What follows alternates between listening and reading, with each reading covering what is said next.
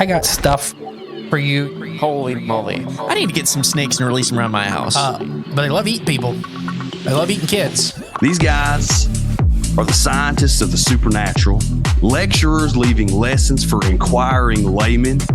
They are applying the scientific method to a world that baffles science. They are the cryptids of the corn. Every day that you open your mouth, I know, right? I'm more convinced that you're abducted by aliens. No. And it just stood up. I mean, it just like kept going and going. And she goes, what the? These are idiots. I was laughing reading this because I already knew how you would feel. Idiot. What part of the story fits your balloon? Well, This isn't a UFO. But who else has big black wings and red eyes? Batman. Well, Mothman. Oh, yeah, Mothman. Well, everyone, I think we know exactly what it is. So say it all with me. It was the sandhill crane. Would you try it? No. You wouldn't eat it? No. Why? Because they're probably toxic. There'd be a lot of poop in my pants. Seen a 6-foot alligator go swinging through the air and slam into a tree.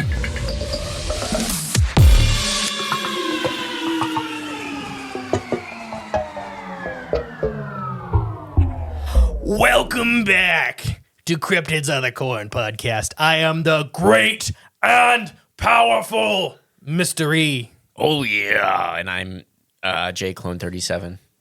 I have switched to Macho Man several times during the podcast career. Sometimes you can't help it, though. It's just like Macho Man Randy Savage. It's infectious, That's too. probably the only wrestler I know his full name. Macho Man Randy Savage. It's a good name. I'm trying to think. I mean, Hulk Hogan, but his real name's Terry. Well, yeah. Well, Macho Man's real name isn't Macho Man. Randy Savage. Well, Savage ain't. Randy is. And is that Randy- not Savage? No, it's Poffo. Oh, gosh. Randy Poffo. Welcome back to Wednesday's episode. Before we get into Baseball player. this cryptid, T-shirts. We got all kinds. By the time this comes out, the T-shirt design contest will be over, and I'm going to assume the vote will be over too. We're pre-recorded several weeks because the babies are here. Baby's doing great, everybody.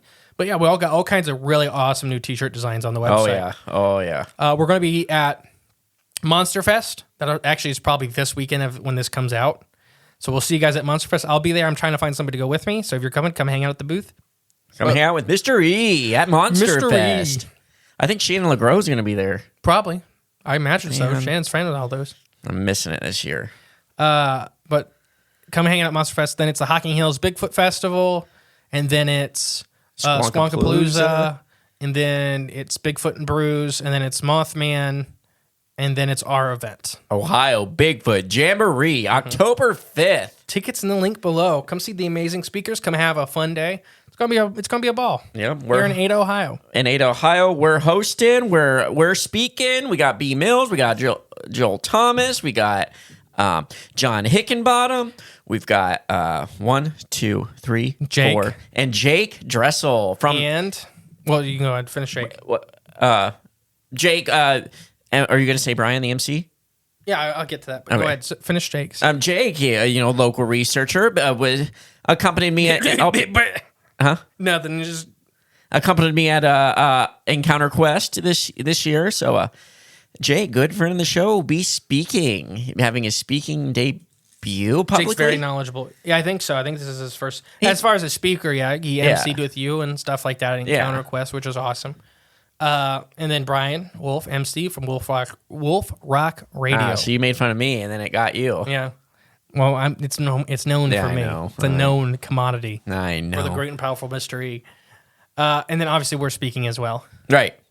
Don't short us. I did. I said us. I don't think you did. I was in there. I have the playback available. And we'll see who's right. But yeah, so come hang out. Patreon. If you guys are interested in supporting us, the best way to do that is Patreon or the paid member space.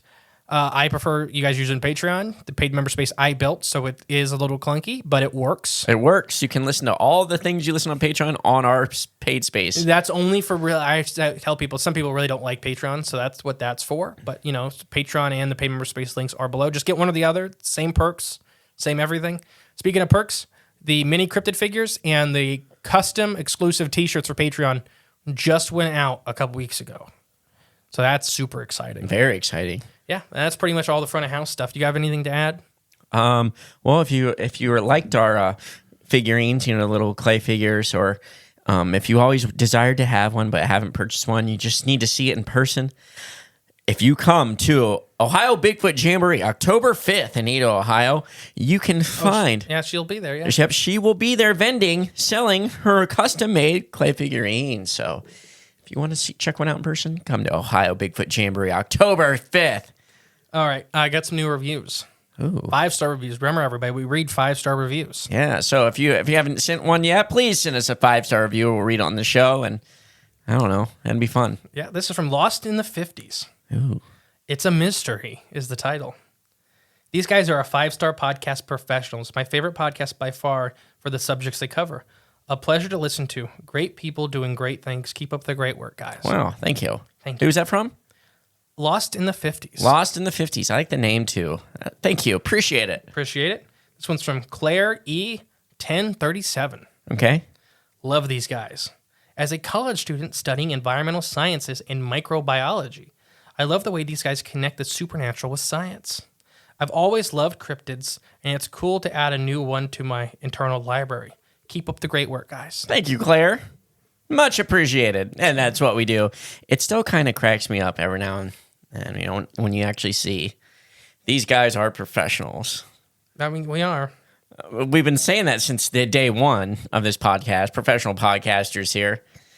And someone literally said it in seriousness. Some new Patreon members, speaking of which. And I'm sure I'm missing people. We're just now, this is like the first day of actually recording back in the studio. Right, yeah. If you've been with us on this journey. Yeah. If not, if you haven't been, Mr. E's been in the... We were at Ronald McDonald House for 10 weeks, waiting on all kinds of issues. The twins, they're great. They're here. They were amazing people. Thank you, everybody, for the prayers and support. But yeah, so that was a wild ride. So we got kind of behind on the Patreon shout-outs. But we're I'm back. going to do 3 right now, and then I'm going to go back through and kind of Try to figure catch out up. where I left off and stuff like that. But new members, Will. Thank you, Will. Thank you, Will. Josh Clark. Josh Clark? Mm-hmm. All right, Josh. He's a local. Is he? Yeah. Well, thank you, Josh. And Dingo Flamingo. Ooh, I like... For a dyslexic person, that is an interesting name. That's a fun name. Dingo Flamingo. I think I was that for Halloween one year. Yeah. Or I think that's a wrestler, actually. Oh, it could be. That sounds like a wrestler name. It does. It's not, but it's not one, but it does sound like a wrestler. Dingo Flamingo. Yeah. All right. Dingo Flamingo off the top rope. Now, you ready for today's cryptid? Yeah. I want you to guess what style animal it is. And I will let you know you can fit him in the palm of your hand. Oh, a little guy? A little guy. Is it one of them little alien things that live in your sleeves? Remember in the movie The Shining? Tony. So Tony was like a little alien that lived, this was a theory, that lived in, what was that little boy's name in that movie? I haven't seen that in a long time. I thought The Shining was the one where all the trees killed everybody. No, Shining's on, wait, what? Where the trees kill everybody? Yeah. I don't know that movie. One of those movies because the trees started releasing gas to kill off all the humans. And the humans were killing each other. Yeah, it wasn't that one. I thought it was The Shining. Shining's an older one with Jack Nicholson where they go to the Bates Hotel. Oh, that one. And I'm thinking of something else. Yeah, I know what you're thinking of. And The Mist? It's not The Mist. No, it's not The Mist. But I know what you're thinking of. Don't worry. Everybody, immediately, we're going to have 500 emails explaining what movie I was just talking about. It was a great movie, whatever it was. But is that the creature you're talking about, the little one that lived in his finger? Yeah, you got it. Yeah, Tony? No. Oh. No. We're going to talk about the Pacific Northwest Tree Octopus. Oh, okay. Wait. Didn't we mention this in an episode in passing? No. I feel like we maybe have discussed this a little bit. And we did maybe about 3 years ago. Yeah, it's in the recesses of my mind. I'm surprised you remembered it because you don't remember episodes we did 2 weeks ago. Well, tree octopus, something's like, wait, that's very unique, and I've heard this before, and I had to be from us. So yeah, we're actually going to use the website. So it's the actual Save the Tree Octopus website, but it says help save the endangered Pacific Northwest Tree Octopus from extinction. So we're just going to go through the Pacific Northwest Tree Octopus. I'm just going to start calling it the tree octopus just so you know. Right, to save on breath. Yeah, the Pacific Northwest Tree Octopus, Octorus plexiabi, can be found in temperate rainforest in the Olympic Peninsula, on the west coast of North America. So, this is me talking. If anybody doesn't know the Olympic coast or the Olympic mountain range, not a lot of people live there. Like Oregon's weird because not a lot of people live on this like that part of the coast. Right. You know why? It's rough terrain. Gets over 220 inches of rain a year. Wow. Okay. That makes sense. I mean, keep in mind how many inches are in 8 foot. In what? So 48, is 4 foot. Right. So if you get 220 inches of rain. Oh, gotcha. Yeah, that's a tall. That's a lot of rain. And then it's mountains, so the water moves fast. That's a really big rain collector. I didn't know they made rain gauges that big. Yeah. Or do they have to go out there and keep dumping it out and refilling it? Yeah, it's those 3-inch rain gauge. Yeah, that's what the guy's filling it up. Yeah. So their habitat lies on the eastern side of the mountain range, adjacent to Mount Hood. These solitary cephalopods reach average size, measuring from arm tip to mantle tip, 30 to 33 centimeters, so very small, hand size, really similar to blue-ringed octopus in size. Okay. Unlike most other cephalopods, though, tree octopus are amphibious, spending their early life in the period in the mating season in their aquatic environment. Because of the moistness of the rainforest and their specialized skin adaptations, they are able to keep from becoming, dried out in prolonged periods of time, giving them the chance that they would prefer to be resting in pools of water. So they'll kind of go down in the pools of water and stuff like that. They still breed in the ocean. Okay. And they come out, but they still live in the trees and stuff like that. So they climb the trees? Mm-hmm. Okay. Reaching out with their 8 arms, each consecutively are sensitive suckers, these tree octopus might grab branches and pull themselves along in a form of locomotion called, now this is a hard word, tentaculination. It's a way of it's like how octopus and squids pull themselves onto land and stuff like that. It's a very unique form of locomotion just for them. Grab and pull, pretty much. Yeah, but these guys are a little better at it. They actually have specialized fluid sacs in the arms that actually keep them kind of rigid. Okay. So a lot of octopus, if you watch blue-ringed octopus and speckled octopus climb through on land, those guys will go on land regularly to switch tide pools and stuff like that. They're pretty flat when they're doing that. Even giant Pacific octopus, when they end up on a boat, they can still crawl on land. But they flatten out. Yeah. So these guys have vascular tubes to kind of help maintain a shape. Okay. Which some soft-bodied animals on land have it, velvet worms and stuff like that. Mm. An intelligent, inquisitive being is the largest brain-to-body ratio of any mollusk. The tree octopus explores its tree habitat, both touch and sight. Adaptations in its ancestor originally evolved in 3-dimensional environments at sea level, having good and spectral complex mazes of coniferous Olympic forest. So it's just tight, giant rainforest. Okay. Do you have any questions about these guys so far? There's tons and tons of information. Not yet. I mean, they're small, they're tiny. They go on land, they climb in the trees, and they breathe in the water still. But why are they spending the time in the trees? Why there and not in their normal environment? Why the switch? Escaping new predators and stuff escaping old predators and stuff like that. I mean, it's the same reason why they think fish and animals left the ocean. Okay. Is to get away from predators. Route 101, you can actually go down Route 101 on the coast and see octopus exiting signs like we have for deer. I'm not joking. They have them. What? Okay, so they're crossing the road and stuff like that. That is pretty awesome.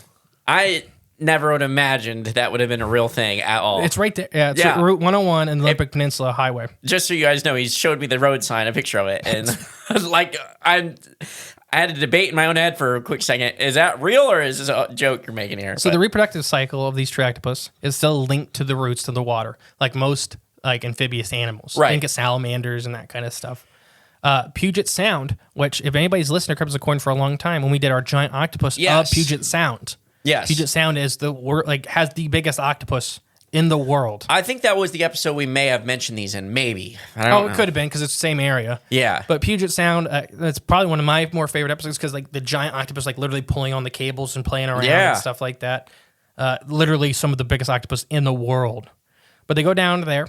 Every year in spring, tree octopus leave their homes in the Olympic National Rainforest and migrate towards the shores. Eventually, their spawning grounds in the Hood Canal. There, they congregate. The only real social time they have in their life, like most cephalopods. They find a mate, and after the male uses his arm to deposit sperm, he returns to the forest, leaving the female to find an aquatic lair in which she attaches her strands of egg clusters. The female will guard and care for the eggs until they hatch, refusing to eat and usually dying from the selfless act. Wow. The young will spend their first month floating around the Hood Canal in the inlet and as far as north as Puget Sound, before eventually moving from the water and beginning their adult lives in the forest. Question so far. Yeah. I have why they're endangered too, if you want. Okay. I don't have a question, but I did just last night as we're recording this, I watched this. There's this documentary. I forget what service it's on, what streaming service or whatever, but it's like the life of octopus or whatever. Have you seen that on there yet? Yeah, it's a really good one. I just watched the one where you said they stick out the one arm. Yeah, how they reproduce. So shortest arm. It looks like it's like he just giving her a back, like sticks his arm up, give her a back rub. He actually puts it in her mantle. That's where, it looks like it's like he's reaching right behind her shoulder. Like you reach behind someone's shoulders or something. And then, it was like weird, like the little deposit comes down the arm. But she ejected the last octopus that mated with her. She like ejected it all out. It's like this weird looking tube thing. And then so the other one should come up. She could reproduce with that one instead. Interesting animals, these octopus. All cephalopods are interesting. That's why some biologists think they're aliens. Right, yeah. Like it's just they do make some evolutionary sense and then they don't. Like there's a lot of hyper specialized things. They're weird. It's that niche, So why are they endangered? Although the tree octopus is not officially listed on the endangered species list, this website feels that it should be for a number of critical low population reasons. The reasons include the dire situation, includes decimation of habitat, which is happening all over the Oregon, Washington coast from all kinds of animals. Just the decimation of contiguous forest, of these pine forest being cut down for paper and stuff like that. Coniferous? Coniferous, yes. Okay. So I cannot talk today. I think you mixed coniferous and deciduous. Yes. Which is pretty impressive. Another one is building of roads, which cut off access to the water they need for spawning, which is a big thing for amphibians as well. Roads are the number one killer for most salamanders. Yeah. Not only they're hard for them to cross, like to reproduce, they also gather salt and other nasty chemicals for these animals. These like salamanders, I'm using them as an example because they're another really close thing. They partially breathe through their skin. They have moist skin layers. Yeah. So they'll pull in all those nasty chemicals from the road trying to cross it. Ugh. And so salamanders and the Pacific tree octopus both struggle with those, those things. The building of these roads cut off access. Predation by foreign species such as house cats is another really big problem. Oh, no. I'm not even joking. I didn't this from their website. Yeah, and that's funny, though. We were literally just talking about house cats before this. Keep your cats inside your house. Do not let your cats run around outside. We're going to get more hate mail. I do not care. If it's just because I said don't let your cats run around outside because they kill everything, I don't care. That's I can't fine. believe someone thought I fed my cats to my dog. Yeah, it's... What kind of monster am I? Yeah. And booming populations of natural predators such as bald eagles, and they feel that Sasquatch, they actually mentioned that in here, are actually eating these guys a lot too, which that Oregon coastline, there's tons. You listen to stuff like Wes Garmer's show. There's tons of the Oregon coast having Sasquatch. So these little octopus being able to just be picked up and grabbed, especially in these big roads that don't have a lot of traffic. If you were a Sasquatch, you could just sit there and watch them come over and just walk over and grab them. Yeah, it's easy pickings. Or if you've even watched Sasquatch and the Missing Man from Merkle Media. Yeah. Featuring the great and powerful biologist, Mr. E. Yes. The possibility of Pacific Northwest tree octopus extinction is not an unwarranted fear. Other tree octopus species, including the Douglas octopus and the red-ringed mandarin octopus, have gone extinct. Ooh. Red-ringed mandarin? Mm-hmm. That sounds cool. The history of tree octopus trade is a very sad one. There's a various appetite for bird plumes have exhausted all other worthy species of the family. A fashion moved on to cephalopods and aristocrats in the early 20th century. So literally in the early 20th century, moving from the 19th to the 20th, there were species of birds that were wiped out just for the fashion industry. Ooh, okay. Tons of species of birds that were wiped out for the fashion industry. Birds for fashion? What, for their feathers? For their feathers. Wow. So these guys their little, their skin, they would turn into all kinds of fashion designs, I guess. Like clutches and wallets and whatnot? This one's showing literally a hat band that was being used. What? But let me see that picture. Okay. It's a drawing from 1910. All right. 1923, I'm sorry. Yeah, I'm drawing some conclusions from this whole thing now. But, yeah. Another one is that They believe that there was like, we talked about fire salamanders, that there was a satanic angle associated with them. Okay. There was tons of people that went out of their way at the end of the 1940s. It's saying octopus are the devils of the trees. They thought that there was satanic angles because there was aquatic animals living in the trees. It is. As above, so below. Octopus. Devil of the trees. Terror of the... What's that say? Loggers? Yeah. Terror of the loggers. And forest rangers. And forest rangers, yeah. There is all these stories of like them being... They're extremely venomous like blue ring octopus. And there's like them killing people. Yeah. But it's like the newts that live out there too. Right. Venomous or poisonous for the newts, but not if you don't mess with them. Right. Leave them alone. They're fine. Yeah. But yeah, I got some sightings for you. Oh, let's hear the sightings. I can't wait. Or do you want frequently asked questions first? Sure. Let's run down the FAQs, and then maybe that'll help us decipher some of these sightings. Okay. I don't like your tone. What do you mean? I don't know. You're kind of yelling at me. The Pacific Northwest Tree Octopus or the Pacific Northwest Tree Octopus. Which way is it? Wait, you said the same thing twice. That's my reading. Oh, okay. Octopi or octopus? Oh, okay.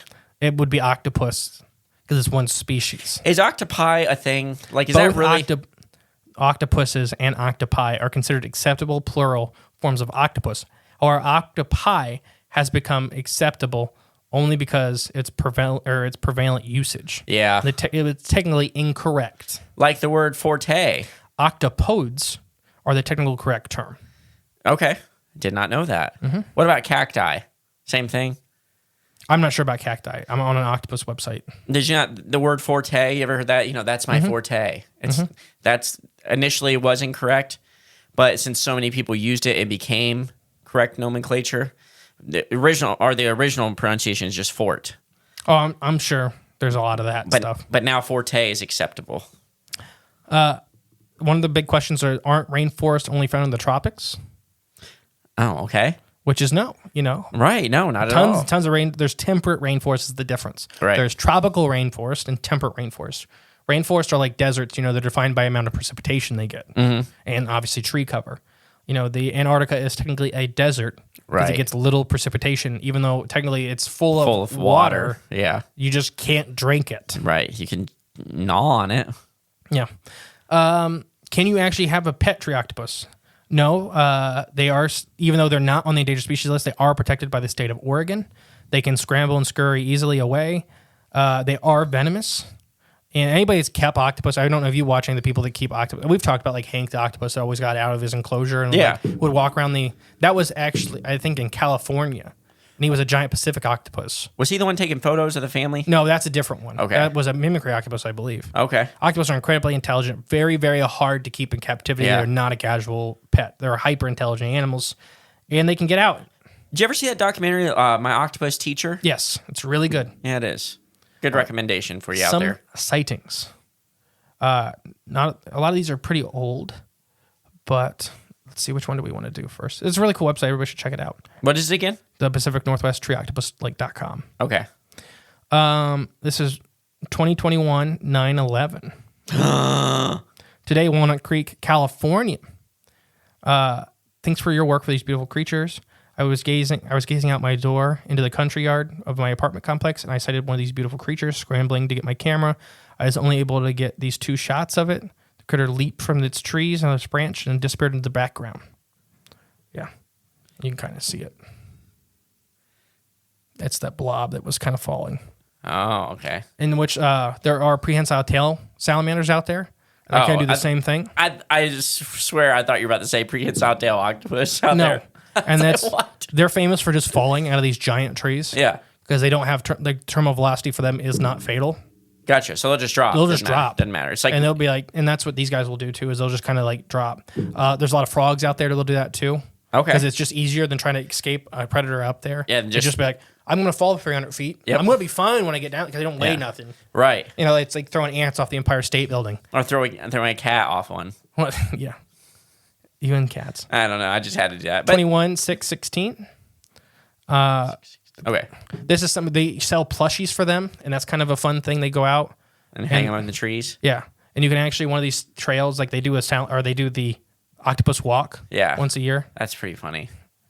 Why are you laughing? It's just funny. Like, you got your salamander hikes and your frog hikes. Now they got an octopus one. They should build vernal pools for these guys.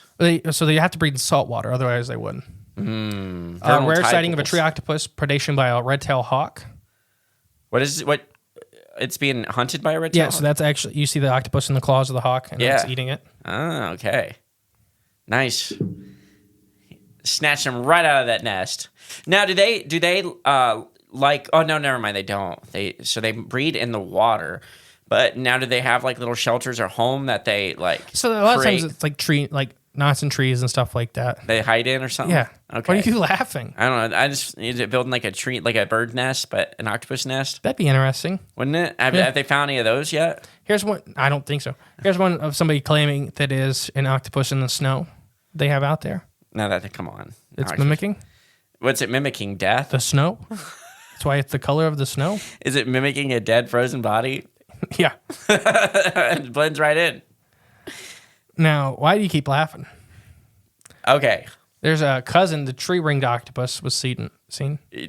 Ooh, that's a neat one. That's definitely not a spider, though, right?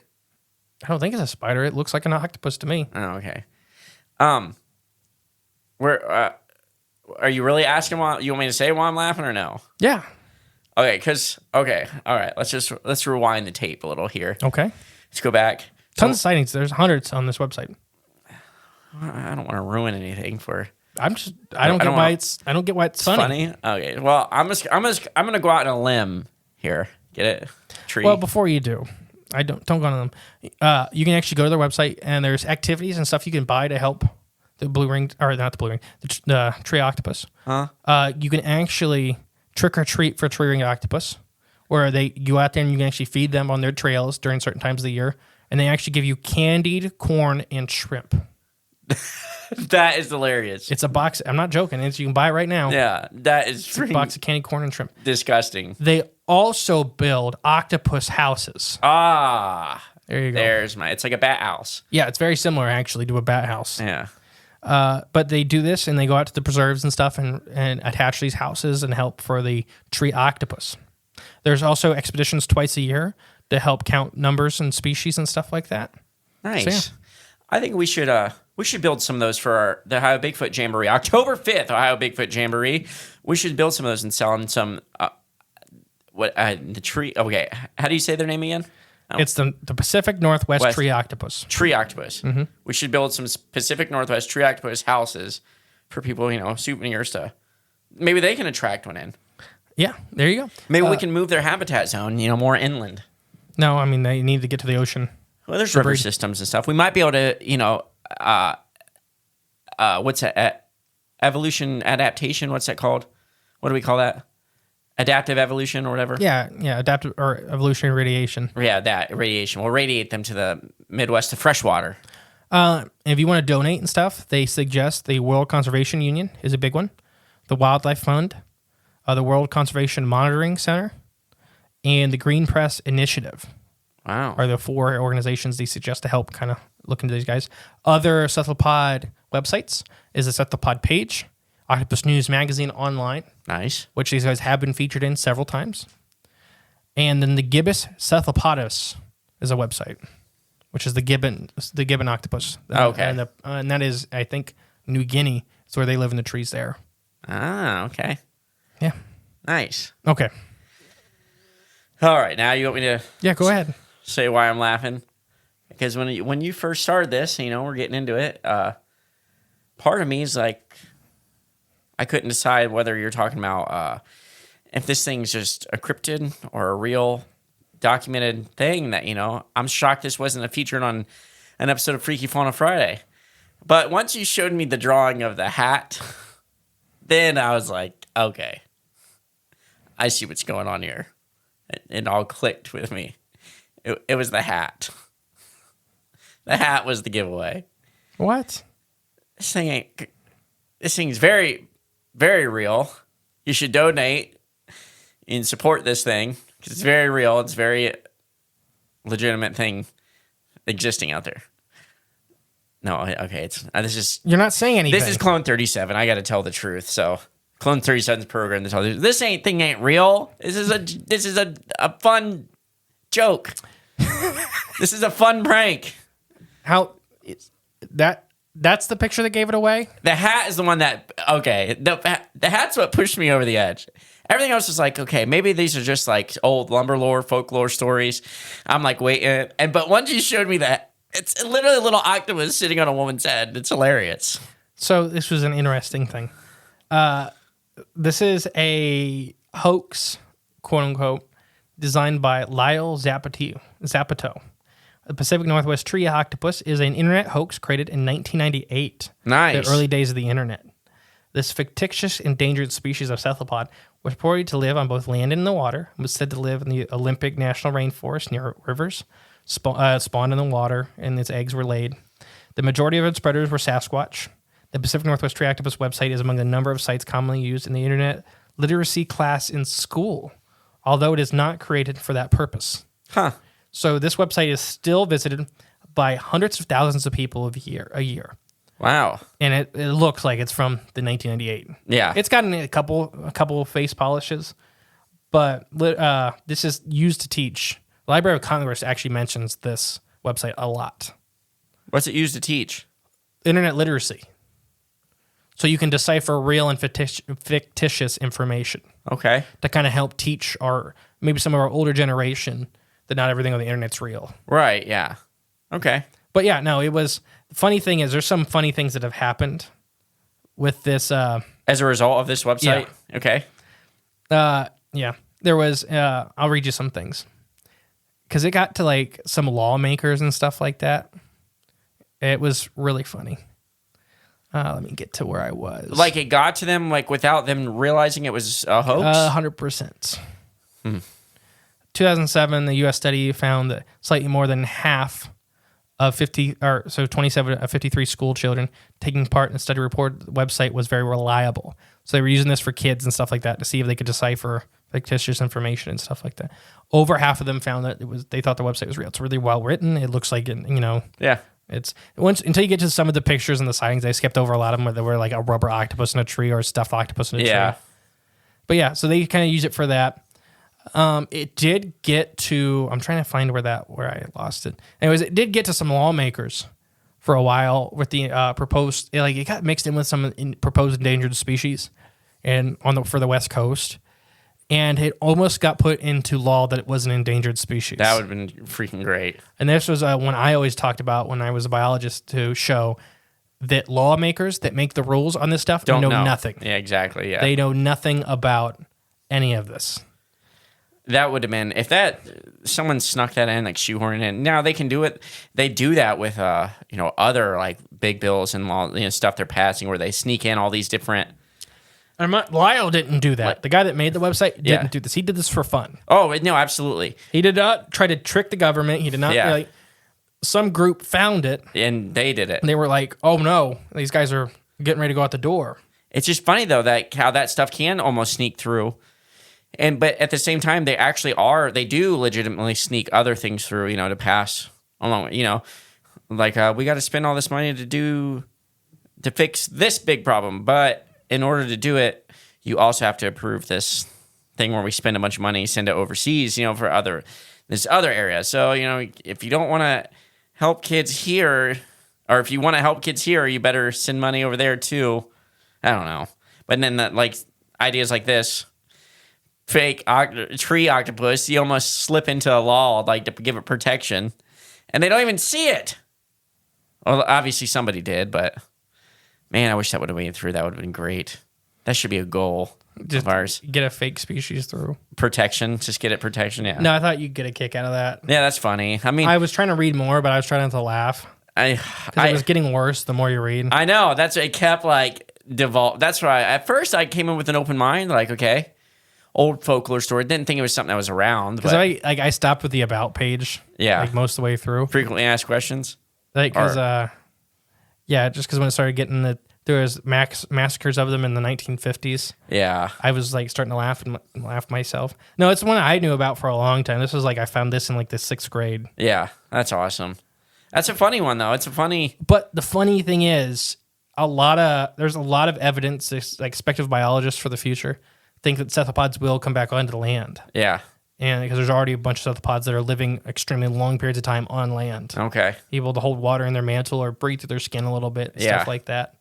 But no, the Pacific Northwest Tree Octopus is not real. Bum, bum, bum. But do I believe an octopus could be living on land somewhere in this world? Sure. Yeah. I mean, if any aquatic animal from the ocean is going to do it, it'll be a cephalopod. They'd have to break that barrier. They could do it. There probably are. The ones in Papua New Guinea are probably real. Have you seen that video that just recently I just saw? There was this woman sitting like on the beach or, with her legs in the water. Not like on the sandy beach, but just like, the rocky beaches, whatever. But this big, I think it was a Pacific octopus, came up. Like big, the big dark, what are they, purple, like looking? They're red normally. Red, yeah. That dark red, but it came up right up to her legs and like wrapped its tentacles and stuff around her legs and was like just feeling her shoes and she just like filmed it and it was feeling like, but it was big and then it just slowly like let go and just drifted right back out into the water. But it came all the way up and wrapped itself around her. Like I would have been a little freaked out, this thing could pull me in the water and kill you. Yeah, they did the best thing and not freak out. Yeah, they were just filming it but it was really, really, really neat. Like, that would be an awesome experience. Once in a lifetime. But yeah, that's it. Yeah, and cephalopods are very intelligent and stuff like that. They have killed a couple divers on accident. Pulling their masks off. Yeah. And then the divers, they've killed a few people, and we talked about it in the Puget Sound. And it's because they are stabbing them. Yeah. People go down there and stab this octopus, and then the octopus is like, all right, well, we're going to die down here together. Yeah, exactly. Like, let's do it. They're in tons of books. This one is? Both fiction and nonfiction. That's funny. They have a whole literature page and speaking events and stuff like that. The last one I think was 2018. But no, this is one of the fun ones. Yeah, it was the hat. It was the hat drawing that. It's just I didn't even. I had a whole thing for the coconut grab. What's the coconut grab? Not crab, grab. Yeah, what's the coconut grab? It's a book with a similar lineage or modern day life of non-avian dinosaurs did not go extinct. It also includes a coconut crab, which is an ammonite that lives on land and climbs up trees. Oh, nice. I think it's like a coconut crab, essentially.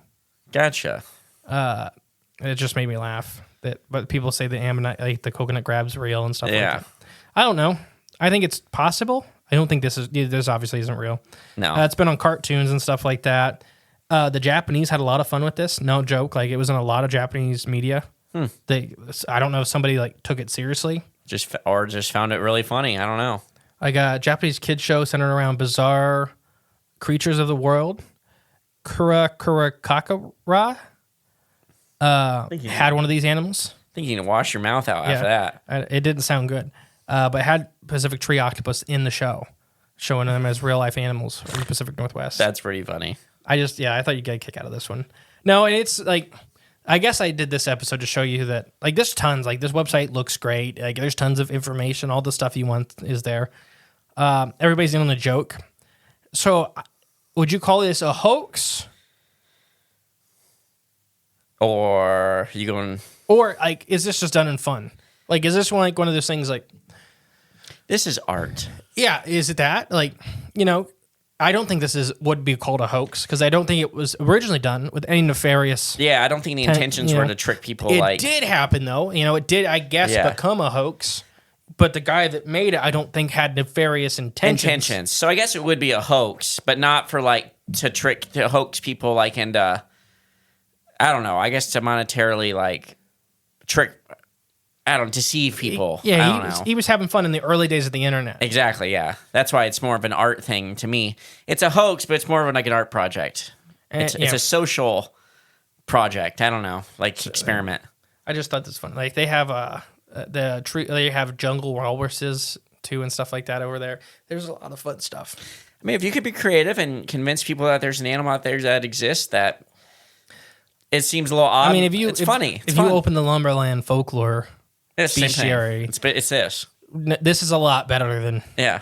This isn't. Oh, for sure. Yeah. The Snallygoster that eats shadows and has a propeller tail. Yeah. Yeah.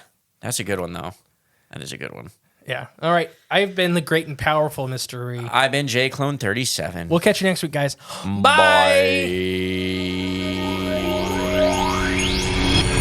Hey guys. Guys, thank you for listening to Cryptids of the Corn podcast. Remember, the best way to support the show is share it with a friend.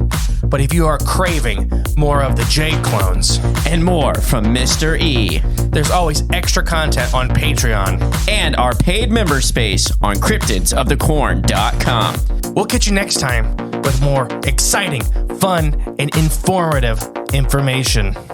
Bye.